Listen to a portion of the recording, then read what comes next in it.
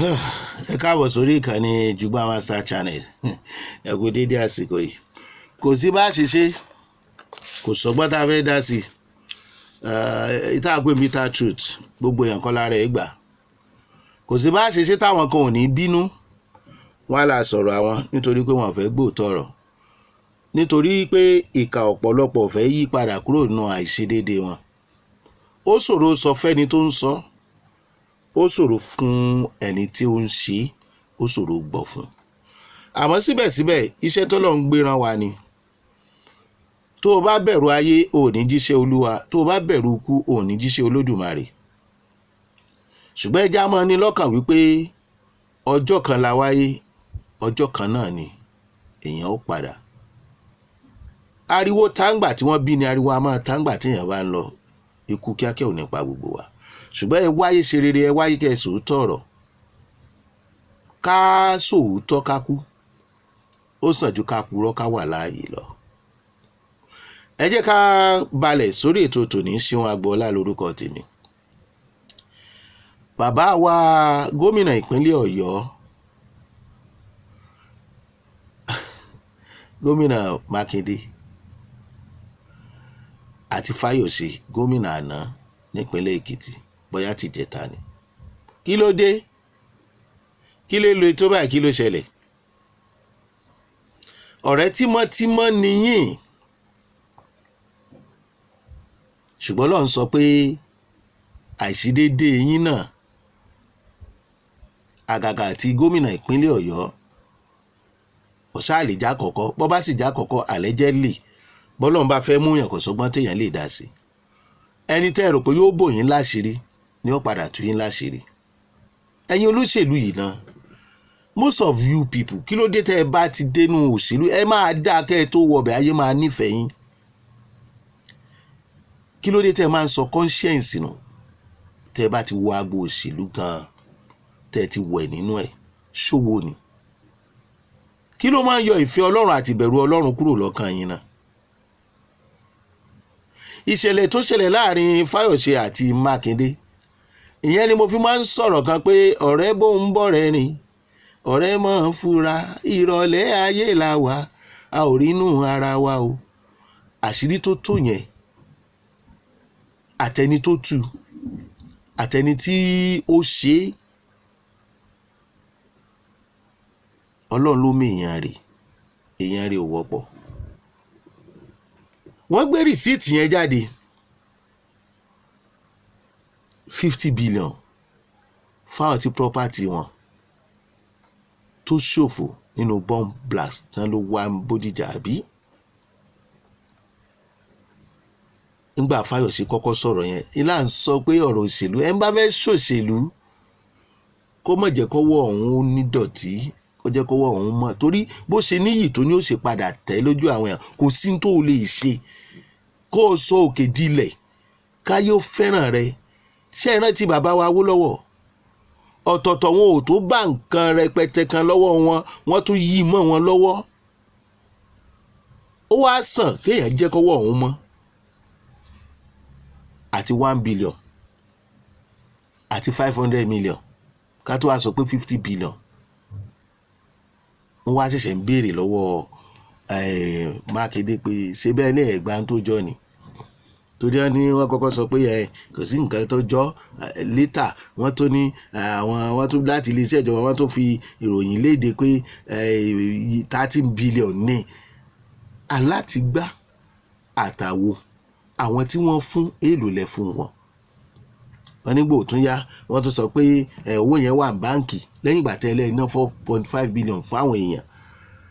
Ẹni tó gbé kinní yẹn jáde gẹ́gẹ́ bí àkọsílẹ̀ allegedly, tó bá jẹ́ bẹ́ẹ̀ ló ṣe rí, tí Fáyọ̀ṣe tú àṣírí gómìnà Mákindé, a jẹ́ pé fúnra ara wọn wọ́n mọ̀ fúnra wọn. Mi ò ní lóògùn jẹ́ o táṣírí ara wọn ni o. Wọ́n ní when the former governor of Ekiti State blew the whistle about 50 billion federal government intervention fund on the Bódìjà bomb explosion given to Oyo State Governor Seyi Makinde, deny it. and challenged Fayose to back his claims with a valid proof. Ìyẹn ni pé nígbà tí Fayose kọ́kọ́ sọ̀rọ̀, Mákindé ní kò sí tó jọ kó mẹ́rin wá. Kò pé ọjọ́ kan tán 24 hours later, Fayose came out with his proof from the Office of Accountant General of Federation by provided details how the money was disbursed. Thereafter, Oyo State government quickly readjusted and confessed they only received 30 billion from the federal government, not 50 billion as alleged by Fayose. Kí ló dé? Ṣé òótọ́ ni sà? I'm just asking. Ṣé òótọ́ ni sà? Federal government ní 50 billion rèé fún àwọn tí bomb blast Bódìjà bà nǹkan wọn jẹ́ o. Ẹni rọ́ ni. Kàn mú proof wá. Wọ́n mú proof wá. Wọ́n lé ní 30 billion ni. Kì í ṣe 50 bí Fayose ṣe sọ. Wọ́n wá ní according to the press release from the office of the chief press secretary to governor, 20 billion was withheld when Governor Makinde refused to bribe his way out, and also confirmed 4.5 billion was disbursed from the money to the affected victims. Nílé iṣẹ́ Gomina, wọ́n fòun léde pé 20 billion ó jáde ńgbà tí Makinde ó fẹ́ settle, so 30 yẹn làwọn gbà. Wọ́n ní allegedly wọ́n ṣà ń wá wí yẹn, bóyá òótọ́ dẹ̀ ni we don't know. Pé 30 lọ́dọ̀ wọn àdẹ́nà 4.5 billion fáwọn tó ṣẹlẹ̀ sí. Ẹ kọ́kọ́ wò ná 4.5 billion kílẹ̀ ń kólé ayé mọ́ yà sí 4.5 billion naira nínú 50 billion tẹ̀ sọ pé ẹgbà 30 billion allegedly. Ẹ wá ná 4.5 billion naira fáwọn tí nǹkan ṣẹlẹ̀ sí gangan pẹ̀lú ntọ́lọ́run ti ṣe fún yín. Àwọn wo ló pè yòókù? 48 hours later, ẹ mọ̀ pé tí irọ́ kan bá já, ẹgbẹẹgbẹ̀rún irọ́ lèyàn ọmọ pa láti fi bo irọ́ yẹn lójú. 48 hours later, lẹ́yìn ìjọ́ kejì, Oyo State government released another statement of account from one reputable bank, claimed the 30 billion allegedly collected on behalf of the Bódìjà explosion victims in August 2024 was unspent and remained intact. Wọ́n lówó yẹn wà báǹkì, wọ́n àfọwọ́ kàn. Ṣé ti gbàgbé ọ̀rọ̀ àkọ́kọ́ pé àti ná 4.5 billion naira nú ẹ̀? Bóòlù ṣe wá padà síbẹ̀ sí báǹkì, èlé orí ẹ̀ ń kọ́. Ṣé rí ibi tá à ń lọ rèé? Ibi tá à ń lọ rèé. Owó yẹn ti wà báǹkì fún bíi 13 months ń sìn àbí? Ṣó lélẹ̀ ó yẹ kí báǹkì yẹn ó lè sọ. Ibi tá à ń lọ rèé tó bá jẹ́ òótọ́ ní gbogbo nǹkan tí wọ́n sọ pẹ̀lú Governor Makinde. Gbogbo ẹ̀yin gómìnà yòókù àti ẹ̀yin olóṣèlú yòókù, á bẹ̀yìn ni. Tó bá jẹ́ òótọ́ lọ̀rọ̀ yóò allegedly o, ó ní ìdí tá a fi ń sọ. Tó ní ẹ lè ní amóríwá ká fọ̀rùn lẹ̀ Ọlọ́run lọ́ba.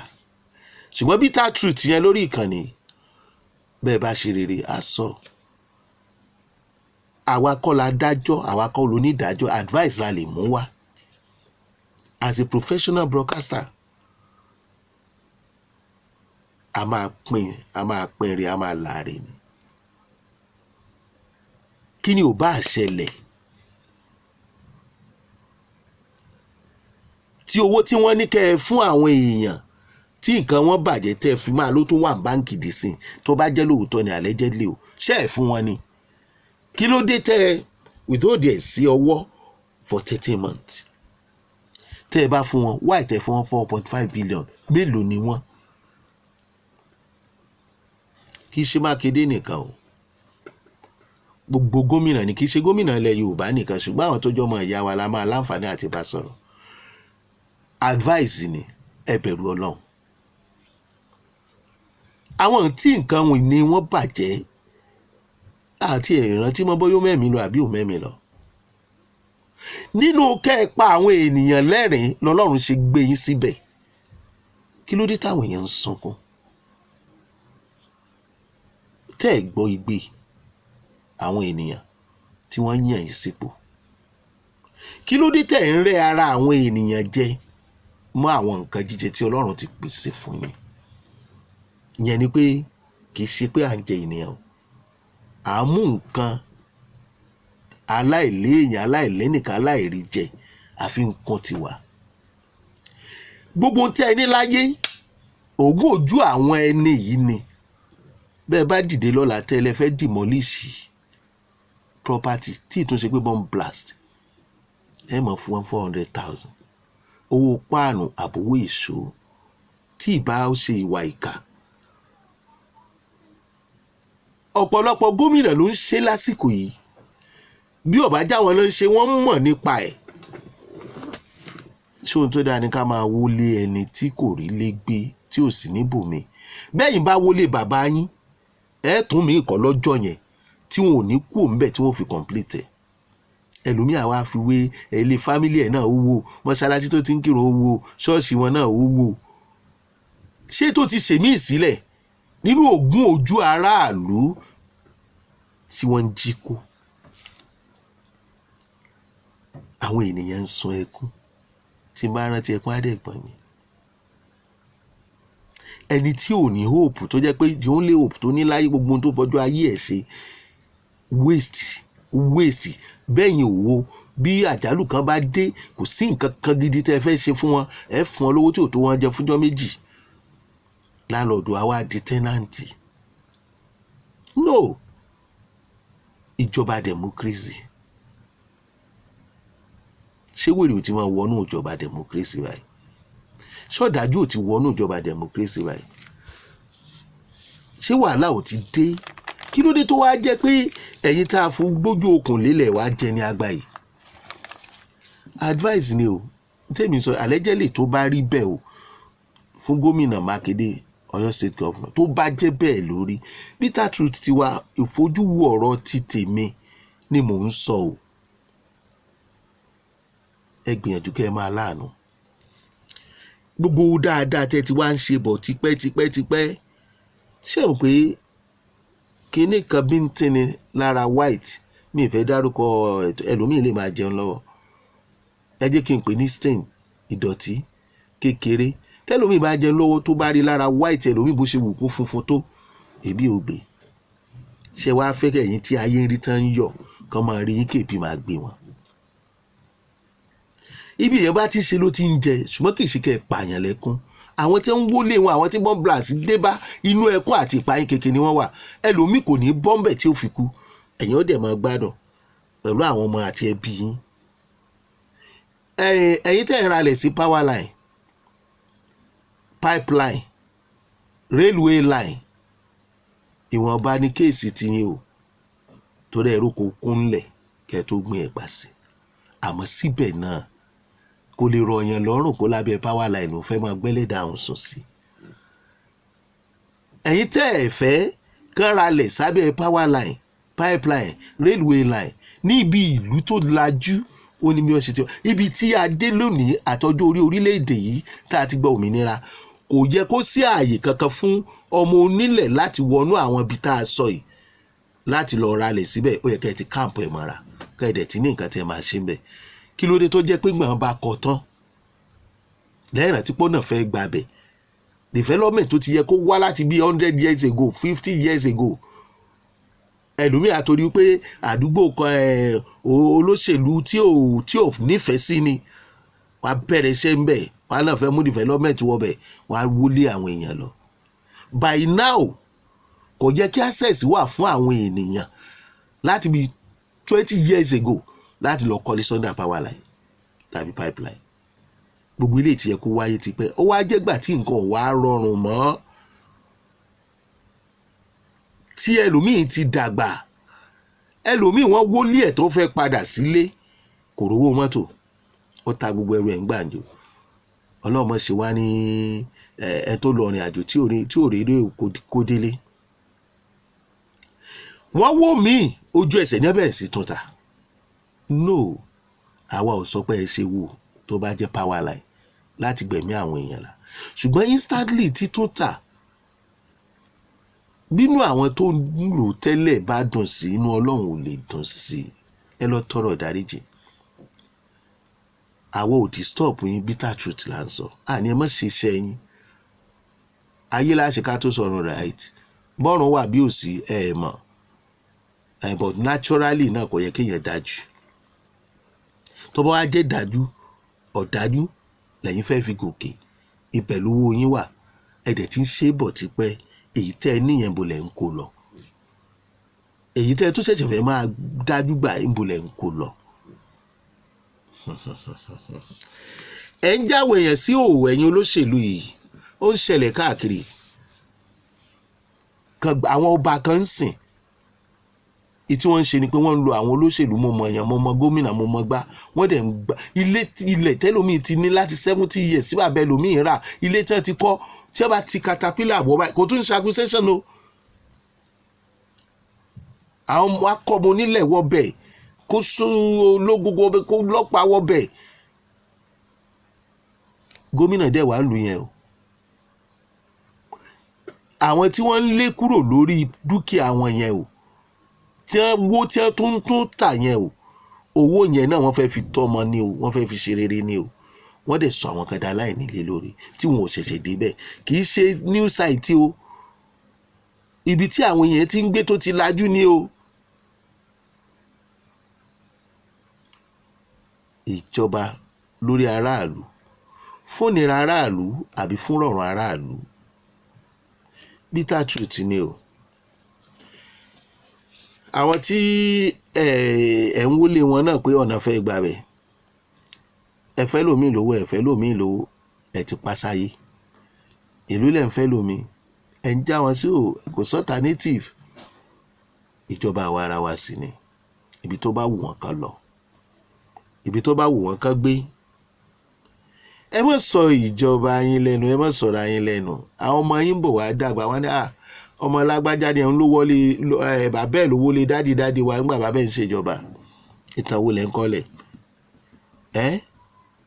ẹ̀dẹ̀ ń wo àwọn tó ń gbalẹ̀ onílẹ̀ níran ẹ̀ rí nǹkan kan ṣe sí wọ́n á tún lo agbára wọ́n á wo odidi àdúgbò ẹ bá pè lákùsẹ́sàn tán kán tó wò kán tó rí ẹ̀ tó ti tà fáwọn míì wọ́n tó ti sọlé sókè. mi ní sọ jù báyìí lọ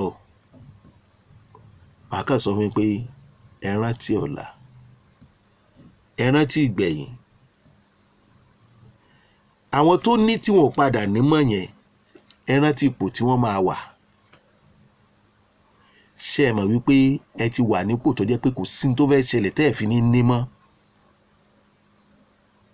kíní kan lè máa nìkan ikú ni tálíkà ní ọ̀gbẹ́lẹ̀ tí wọ́n sin olówó sí ibi tó bá rí kọ́ rà sí olówó ò lè gbẹ́lẹ̀ olówó 400,000 fẹ́ni tí wọ́n dìde ilé kó jẹ́ ilé ajá 400,000 èló ní wọ́n fi ń kọ́lé ajá nìsín.